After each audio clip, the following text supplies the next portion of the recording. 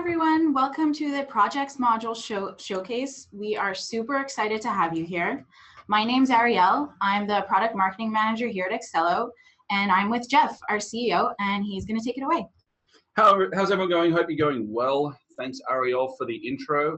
We're actually going to run through a process where Ariel is going to pretend to be a customer, and she's going to email through a request to the sales email address that we're using here in this demo account for a website that she'd like us to upgrade for. Now, it could be a website, could be asking us to do her end of year taxes if we're an accountant, could be her asking us for a quote on being able to design an extension or a new house if for an architect, or for an IT services firm, she could be saying, hey guys, can you come in and give us a quote for what we need to do here in terms of managing our infrastructure, our IT.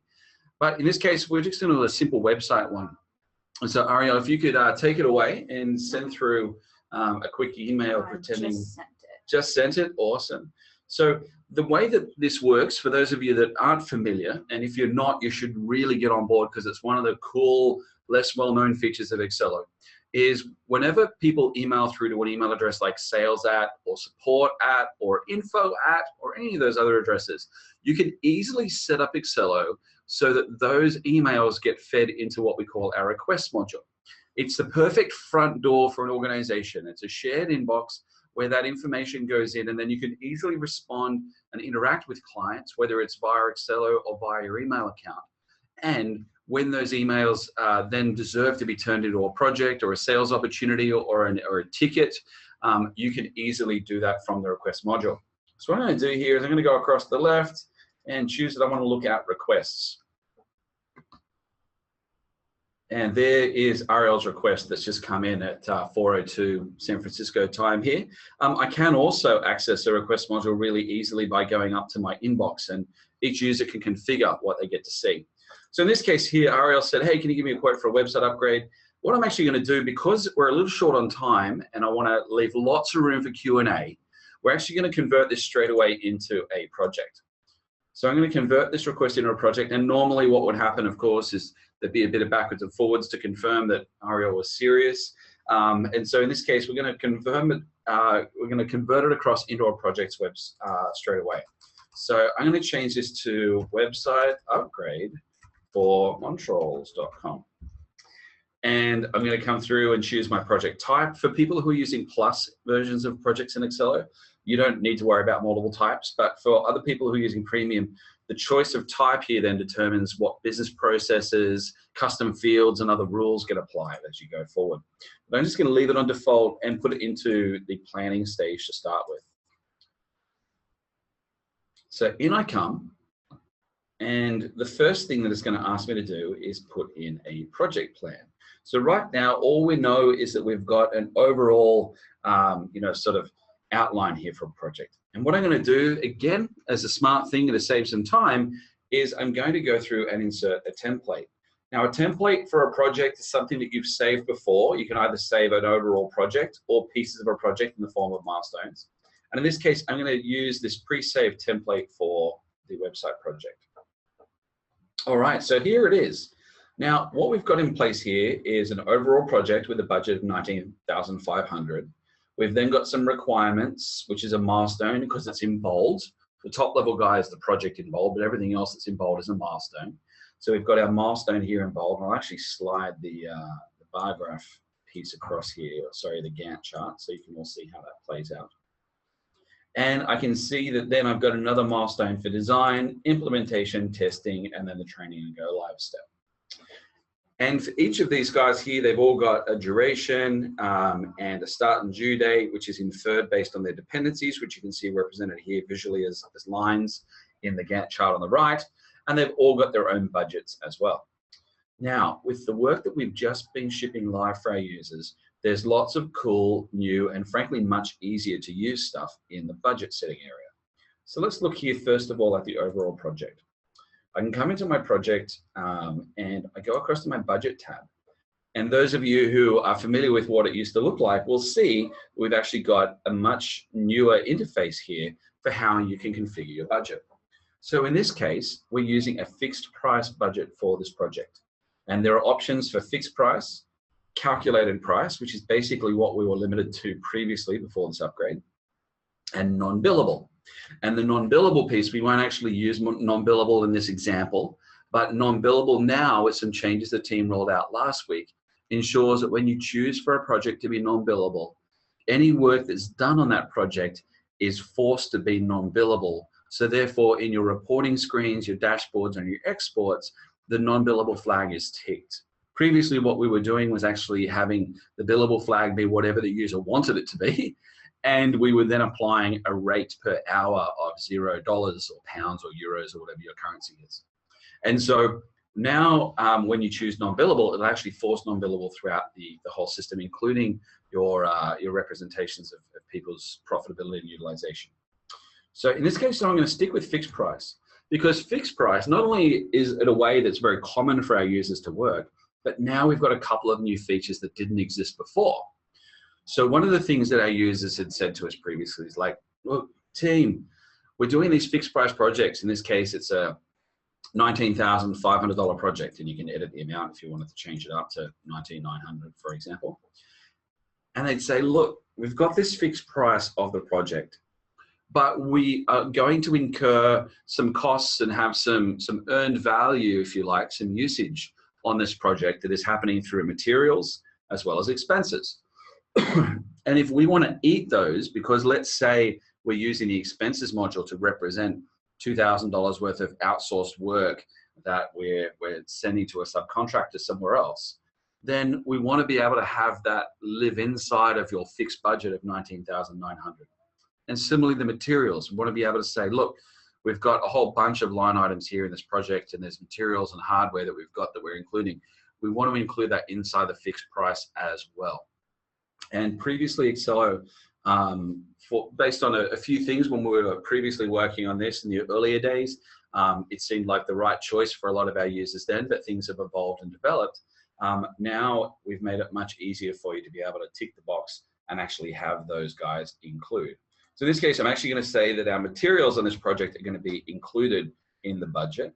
And we're also going to say that we're going to include the expenses. So this becomes the overall project budget now, not just the time, not just the hours. And I'll also come in here and say, look, I'm prepared for the team to spend $1,000 on expenses, hotel, flights, taxi rides, you name it. But after that, I want to be notified that there's a problem here, that this is over their budgeted or their allowed threshold that is part of this overall project here. Okay, so this is our overall project. You're able to choose what your service items are, for example. So I've just got a general consulting and general services guy here. We can choose what the staff rate is as people log their hours. Because remember, the overall project budget might be fixed, but the costs incurred as people log their time, as well as what the per hour cost would be if they were actually sort of earning every single hour's dollars, is something that's relevant as well. So I'll leave that as staff rates so that the price per hour that gets consumed or eaten up as we're moving forward varies depending on the seniority and the billable rate of the staff member. And then I can also specify, if I want to, how many hours I want to have just at the overall project level. The project level hours, and we'll see it with milestones as well, doesn't include the sub milestones, the other envelopes or pieces of the project. And so generally what we recommend is that you actually package up the hours on a project when you're doing your planning into the milestones or the sub-components of a project. So in this case, I'm happy with this budget. This all looks good. And so now I've saved that, and I can go in and look at, say, our requirements guy here. So our requirements guy, it says, hey, by the way, materials and expenses are included at the project level. So any that you add down here as materials will actually become part of the project's budget too. And in this case, I've got a fixed price for this milestone, and my fixed price is $19.95. Now, this is going to be music to the ears for a lot of you, because I imagine when you're going through and putting your proposals together, we all know that putting a $2,000 line item has a different psychological impact than a $1,995 line item. It's like, oh, okay, this is under $2,000 as opposed to at $2,000, for example. And previously, when you were having to come up with your pricing by multiplying together the hourly rate times by a number of hours, you'd be left doing some pretty unnatural things, like 33.33 hours, and hoping that that by the hourly rate of 150 ends up being exactly the right number that you're shooting for. Whereas now you can actually specify your milestone budget specifically with this fixed arrangement. You can also still go through and define what you want your hourly rate to be. So you can choose no rate, staff rates, or a defined rate. In this case, we've got project management. And you can designate how many hours that you want on this milestone, this specific milestone here, and any of its subtasks. So I'm going to leave this as it is right now. We can see we've got 6 hours here. And then you're also able to come through and see that while that one was a fixed, budget, this one here is the opposite. This one is a calculated budget. So this budget here is determined by multiplying the rate per hour multiplied by the number of hours that I've specified to give a price or a rate, an amount, if you like, for that particular milestone, which will affect how it appears when it's things like running over budget. The last thing I want to show you here is around implementation. In this case, it's just a milestone. But what I'm going to do with this one is I'm actually going to come through and I'm going to put some materials in. So I'm going to have this Kintico content management system.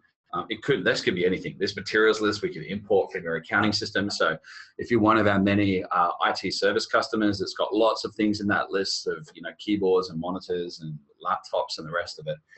That list there can come straight in, either imported as a CSV file or imported from your accounting system, which is actually a little bit better if you can do it, because then it ties in automatically with your accounting system when it comes to quantities and rates and stuff like that.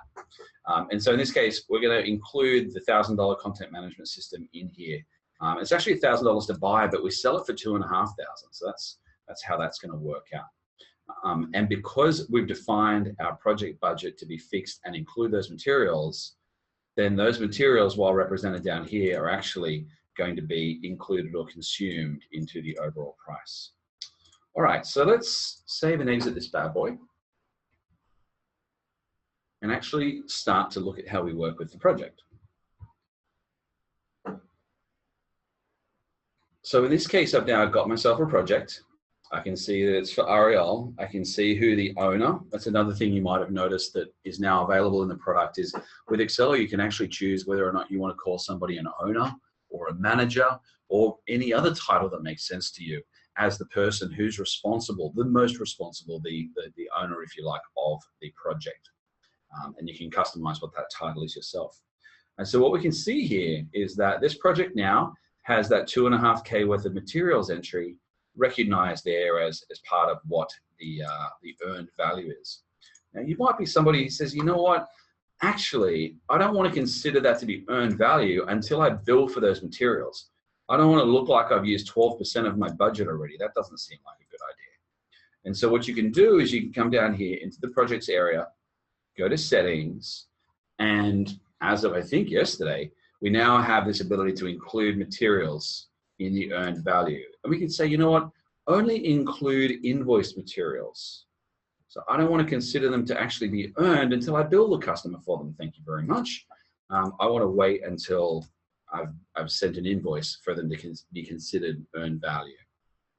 Alternatively, of course, you can keep them out of your earned value calculations at all, which is what we've done historically. And then you see them represented only in the forecasts of what total project profitability, for example, looks like. So, all right, we've got ourselves a project plan here, and I want to draw a few things to your attention. So those of you who may not have looked at this in a little while or may not have noticed, we've actually, with the upgrade we did a few weeks back, maybe a month or so ago, we've now got a very different view on the right-hand side of the project overview. So what used to be a representation with a bunch of circles and reporting stuff at the top, and then you'd have to scroll down past them to get to the project plan, we've now actually opened up and changed. So everything is now represented through the overview is focused on the project plan, I should say, the actual work that's going to be done. And all of those circles and other graphical features, they now live over on the left-hand side here in things like earned value, progress, and schedule. Okay, so in this example here, we've got a bunch of these guys that are at various states like pending and things like that. And what I'm going to do is I'm going to go through and I'm going to activate the first milestone. Now, if you pay attention quickly, you might notice that the system has now changed the status Some of the dates here have changed and evolved automatically. And all of that's happened without any form of page reload. Now, previously, that was a real source of frustration for us and our users, because you'd be sitting there going, oh man, I gotta wait for the damn page to reload every time I change something, which goes a long way to explaining why users are really reluctant to spend their time updating and opening and closing their tasks and their milestones when they should be, because they're like, oh, it took too long, it's a bit of a pain. Whereas now it's really, really fast. I can just go through and say, right, I'm gonna start working on this, and it takes effect immediately. And then all of my dates will intelligently respond. Similarly, if I want to come through and do some work, so this is an audit task here on this particular milestone, I'm going to come through and I'm going to log some time here. So let's say I've just done 2 hours working on this particular project. I've started auditing their current website for the, what was your company called, Ariel? Montrolls? Montrolls, funny games. So I've monitored their website. I'm like, oh, this is terrible. We need a lot of work. Needs a lot of work. Going to be a big project, no problem. So I put that in there with my 2.5 hours of time logged. And if you don't want to log as 2 hours 30, you can enter it as 2H space 30M for minutes, and we'll automatically translate things across. As people log their time, whether it's here or via the timesheet screens, the user is also able to go through and re-estimate the time remaining. So in this case, I'm like, okay, I've just done 2.5 hours. The system automatically thinks that I should reduce it to 1.5 hours because it's a 4-hour budget, but I actually think there's still another 3 hours and 30 minutes worth of work here because this is a big one to get solved. And so I can now go through and log that time, and then that starts to represent a forecast of the time that we think we're going to end up going over budget. And if I look at my time entries here, I can see that I've done 2.5 hours. It's got 3.5 remaining, but this red section here tells me that I'm running over budget. And it's also warning me that my milestone is likely to go over budget too. Now, let's just say, for example, I was wrong and it turned out that I was finished right now. I actually got myself confused and my work was going to be done down here in requirements and wireframes. So I can then change that and we can see the budget take effect immediately and automatically there. So let's take an example of the competitor analysis, and let's imagine now that as the consultant, I need to email Ariel and ask her whether these other guys are competitors. Hey Ariel, are the Quebec Trolls competitors of yours? And let's say that there was 30 minutes worth of work that went into doing that, for argument's sake. And so now I can send that to Ariel. And for those of you that aren't used to using Exelero too much for sending emails, this is actually a really great thing to do. When you send an email out to somebody in that way, what happens is the email goes to them and looks and behaves just like a regular email. And when Ariel replies to that email, she's replying just back to my regular email address. And what's happening is then Exelero is actually capturing that email conversation, helping me to automatically fill in my timesheet later with further replies that I might send from my smartphone or from Gmail directly, or alternatively, at least being able to show the history and the stream of what's actually been going on throughout the project. And so if we come across the stream view here, we can see that I've got my email to Ariel with the question in it. And when Ariel gets a chance to reply, we'll actually see her reply come straight back in here as well. All right, so we've gone through, we've activated, we've done a bunch of work. You know what, we're gonna complete this now. Let's keep the party rolling. And so now we completed not just that task, but you'll also see all of its subtasks get automatically completed now. So a really nice speed up, time-saving, awesome experience there. The next thing we're gonna do is talk about this design milestone. So Excelo's always had this view from an execution perspective that the two predominant schools of project management thought were both right and both wrong. And so the two predominant schools of thought are, for want of a better phrase, the waterfall project management method, which is, you know, where somebody or potentially a small team sets out their plan of what they think the project's going to be, and they get themselves a Gantt chart and a critical path, and they work out every single detail of what the project should be and get the plan looking absolutely beautiful and well organized. However, anyone who's worked on projects, particularly when the projects are involving a client, sort of like never work with children and animals. Maybe the third one there should be, or let your clients, play a key part in your project. Unfortunately, the truth for all of us is we absolutely need to work with our clients on our projects and be successful, because we're working hard to make them successful with the work that we do. We can't do it in isolation. And so with that in mind, there's the opposite school of project management theory or sort of creative work, which is Agile. Let's not sit there and pretend that we know how the future is going to play out. Let's not create a task for somebody to tackle in 2.5 or 3 or 4 or 5 weeks from now. When that person is the expert in doing that work, why should I, as the project manager from the outset, be telling them that they need to spend 15 minutes doing this one little task over here, which may not even be necessary after you get through, in this case, your requirements and your wireframes and all the rest of it. And so what we do is we have this concept we call hybrid project management. And I actually think, Ariel, I need to work out a better name for it because it's not that sexy. We'll come up with a better name. But between the three of us, for now, let's think of it as this beautiful hybrid that takes the best of both worlds. Because the Agile side of things works really well for team members who don't want to have to commit to a deadline, don't want to be held to a budget, and can just deliver when they get to it. But that doesn't work so well for the business, or for that matter for the clients, unless you're in the fortunate position to be able to convince the customers to write you a blank check and deliver the project when you get to it. So the waterfall piece is really important for the commercial side and working with customers who are paying money for the work you do. And the Agile side is a great representation that the people who are doing the work are the best place to manage the detail, the tasks, and estimating how much time it's going to take as they actually work through the process.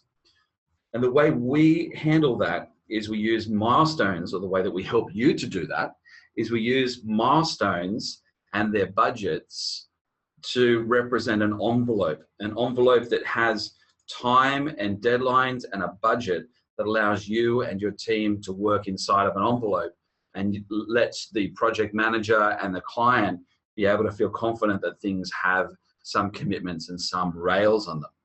So by creating this envelope of time here for design, we've got ourselves this 50 hours in this pinky color, which is unallocated time.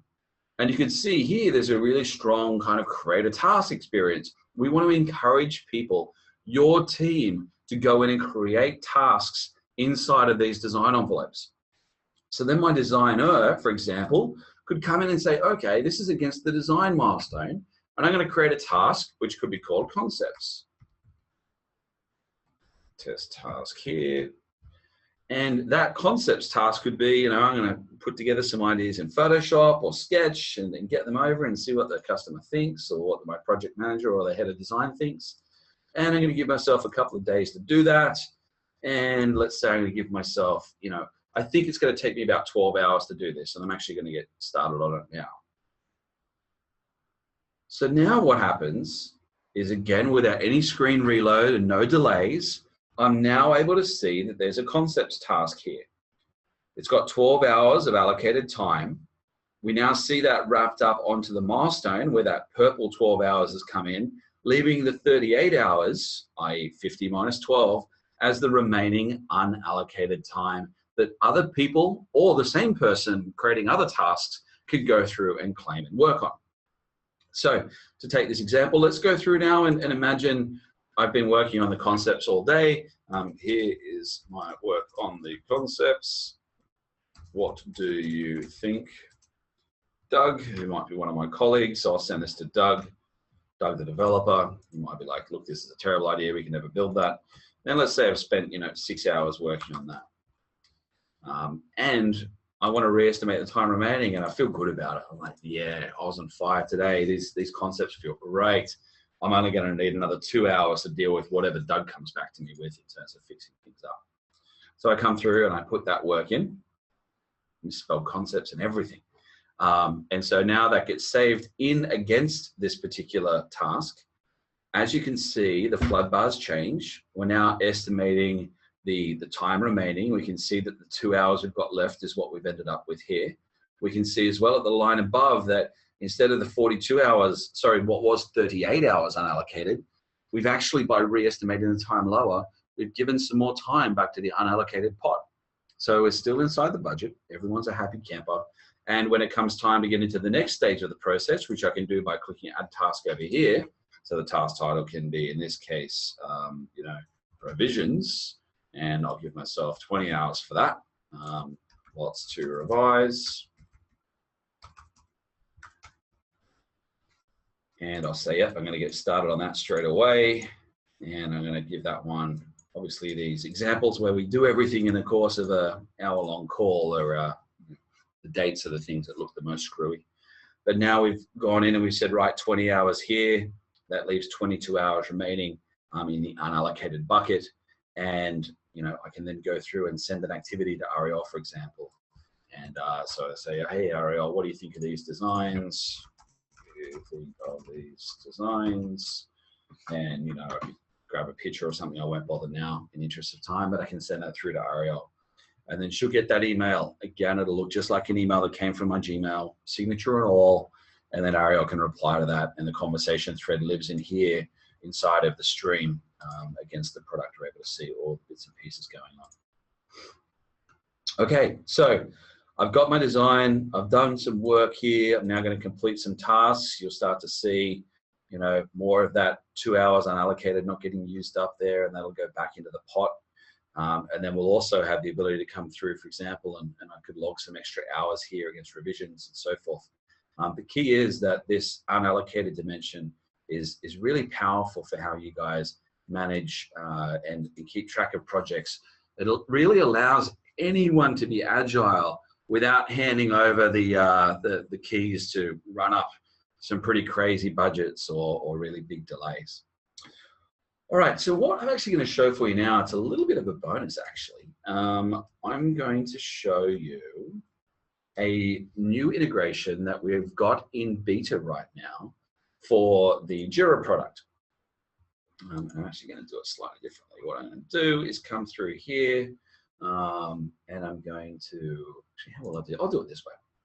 All right, so what we've got in this scenario here is this implementation phase.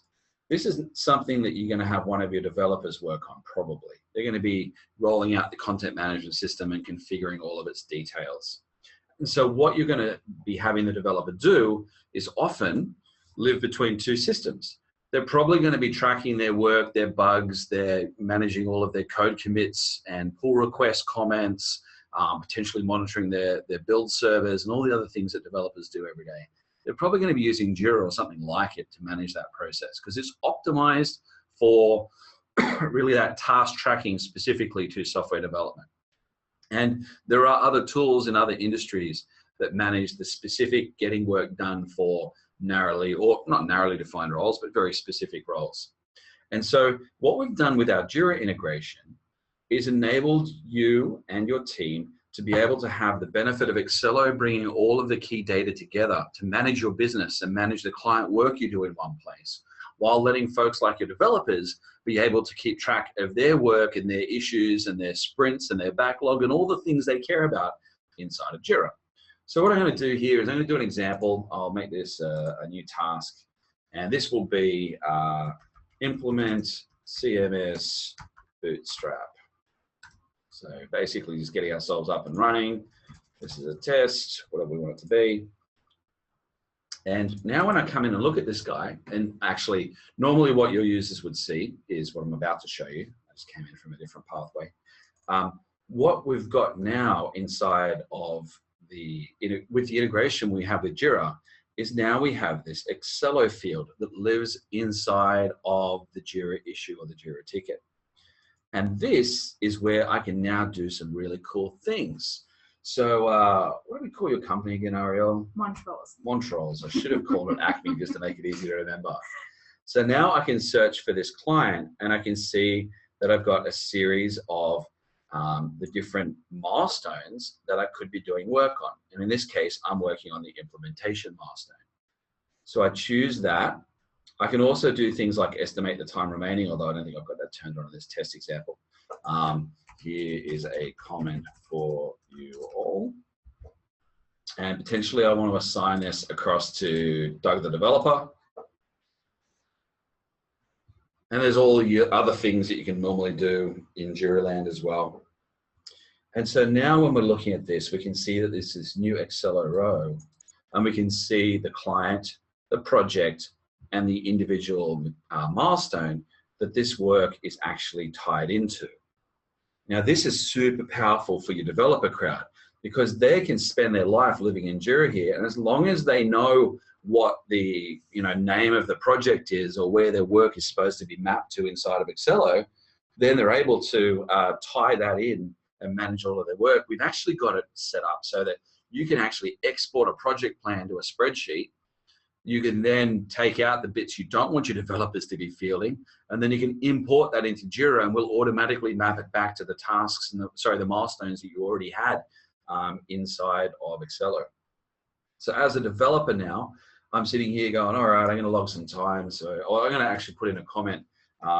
Here is a question about how to do something, essentially some code, etc. And I put that comment in, and then after a little bit of time, we do a bit of a polling process. So we're checking it on a regular basis, but it's not quite instantaneous yet. We'll come across here and look at the project, and we will hopefully see, no, it's not there yet. Never mind. There's what will happen once it works, it does its thing, is we'll actually see the task represented. So where it says no tasks yet, we'll actually see the exact task that I just created, that demo task over here, demo 4. And that's how that gets represented for your users. And so it just makes it so much easier for folks to be using Exelero outside of the product, but still have everything come back together again in one magical place. Now, in this example, let's also say, you know what, I'm going to actually need to wait for that to show up. So let's give that one more second. I know time is precious on these demos, so we won't wait around to watch it. We can continue moving on. Ah, there it is. It's almost like it heard me talking about it. So here we can see this demo for implement the CMS Bootstrap. We can see that it's set down for Doug the developer. And then what we can do is also see under the stream here that here's a question about how to do something, code, etc. That got pulled in as well. Now in this example, let's go through. I'm going to send Ariel an email, and I'm going to say to her, it's against this thing, how, do you guys own Montreals.ca 2? So this could be a DNS question. Hi there, Ariel. The dev team asked if we need to handle multiple domains with this one. Do you own Montreals.ca 2? So I can send that to Ariel.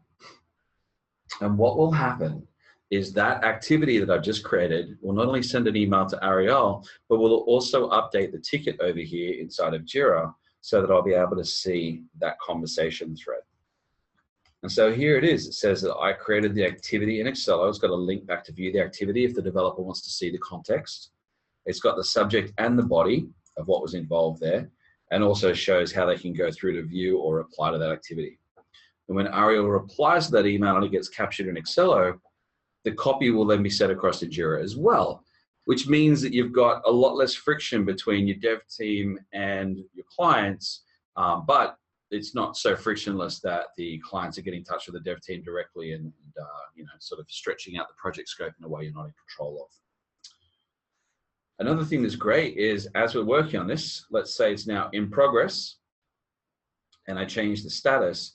What will happen is that will then come through and update the status of this particular task here. So it'll go from being pending to active, for example.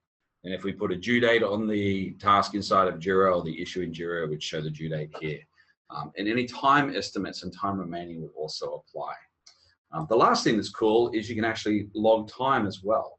So I can enter a time log in here. I actually haven't checked to see if I can do that. Yes, I can. Awesome.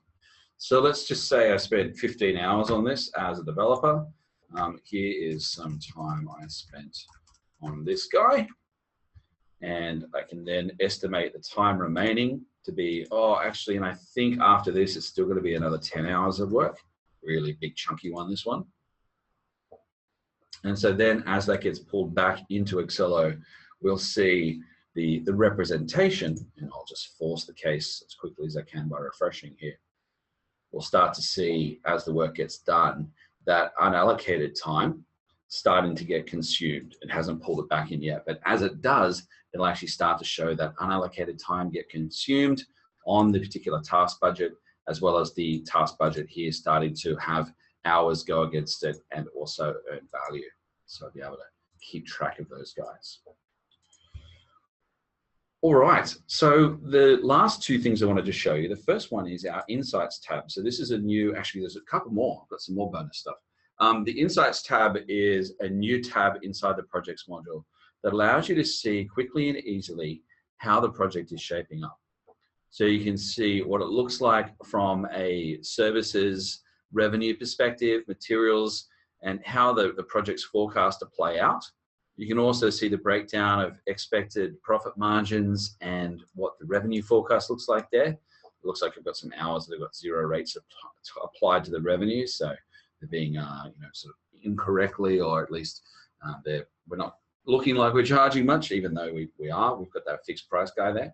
And then we can also see the work in progress, how much is unallocated versus done, and we can see the done entries over here, as well as what the forecast of total work is going to end up being. So that's the Insights tab, which is new and really cool. The other thing I wanted to show you is this new team section over here. So we rolled this out a couple of weeks ago.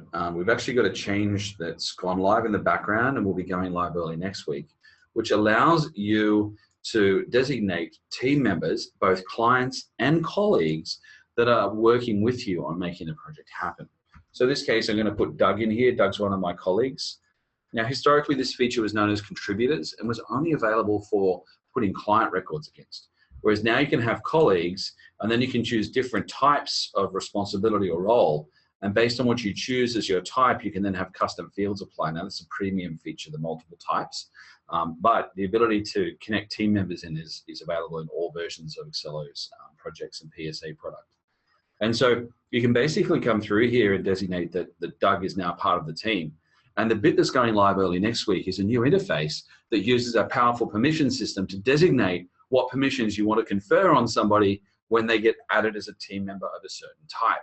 So somebody like Doug might only be able to access, certain limited things throughout the product.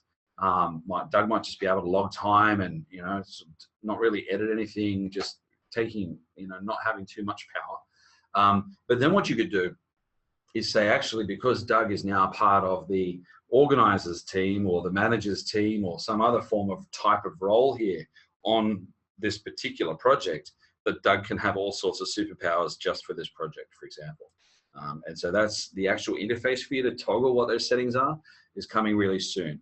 What happens right now is we actually apply some base permissions that make sure that someone who's part of the team can then actually see the project. So if they normally have view permissions turned off, but we make them part of the team, we do let them then have the view permissions just for that one particular project. The other thing I wanted to show you was invoicing. So here, when I come through and say I want to invoice for this project, what Exelero will let you do is see what your invoice is going to be. So in this case, I can go through and designate either percentage of budget or remaining budget. And the reason that I get those options, normally there's a work done option too. We don't support work done on these fixed price budgets that include the materials, because we don't know for sure how to break down the services versus the materials, because they all get glubbed together. And so what we do though is we let you pursue a budget percentage terms. So let's say 25% of the project value. And I can put that in place. I can choose who the owner is, for example, and put some notes in there that the customer gets to see. Thanks for your business. And what I could also do is I can say, how much work detail do I want to provide for this stuff? And so that I can go through and look at a preview of the PDF file. And here I can see I've got my work that I completed for this particular project. It's the deposit invoice. And then I can see the work detail.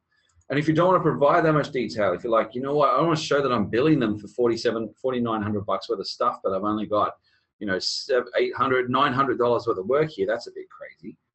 What you can do is you can just remove or hide the rate per hour, the amount, And you could even remove the hours entirely and just show that people are doing stuff. You could even hide the people if you don't want to let that be known. You can also choose to group that based on the staff member or the person by the rate. So designers versus no rate versus support contract rate. You could also designate it based on where the work is being done. So milestone 1, milestone 2, milestone 3, for example. And you can also designate it by date. So you can group them day by day in these tables and in this information here, which makes it super powerful. And makes it really easy for you to see what's going on. And of course, you can say none at all, and it all just goes in one big bucket. And so that's how you're able to create invoices. And with this invoice I'm creating, what will happen is that will now come across into Xero, which I just realized I need to log into again. So just give me a second while I do that. So this invoice is now being saved, and I'm ready for it to go. Awesome, you just create an invoice. So imminently Ariel will get that actual email.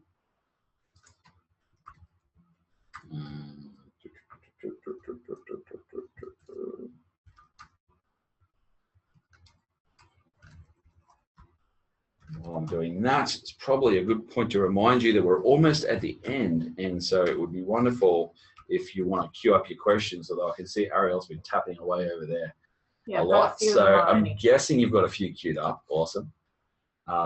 So what I'm doing here is I'm just coming into, in this case, the Xero account. The same thing applies for QuickBooks Online and QuickBooks as well. So if you're somebody who's using those products. So I'll bring this across into here magically. I hope, there we go. And so now what I can see is I've got some invoices here. And I've got my invoice for the Montrose folks, which was for $49.75 here. And that's the invoice that I just created, complete with our item code. Thank you, Xero. Our amounts, when we're doing these percentages, we have to do a quantity of 1 because there's variable rates of materials and services and things. If you're doing the non-fixed price, or at least not including your materials and expenses, and where everything's just done by hours, then you get a lot more sort of rate and quantity type info there. And what's cool then is if somebody comes through and pays this bill and they put it into the checking account and got check number 12345, spelling check in this case the American way. We can come through, and saving that receipt in there into QuickBooks will then result in it being updated over here inside of Exelero here to show you the invoice that's been paid. There is a slight, sort of synchronizing period, so I won't sit and watch for that, but that's how that works. And so then we're able to see really that kind of scenario, what we've covered in the last 45 minutes, honestly, although we didn't actually get any real work done, is the flow from basically being in the first inquiry through to a sales email address, through to the creation of a project, all of its project planning, and then how we run through and even create an invoice.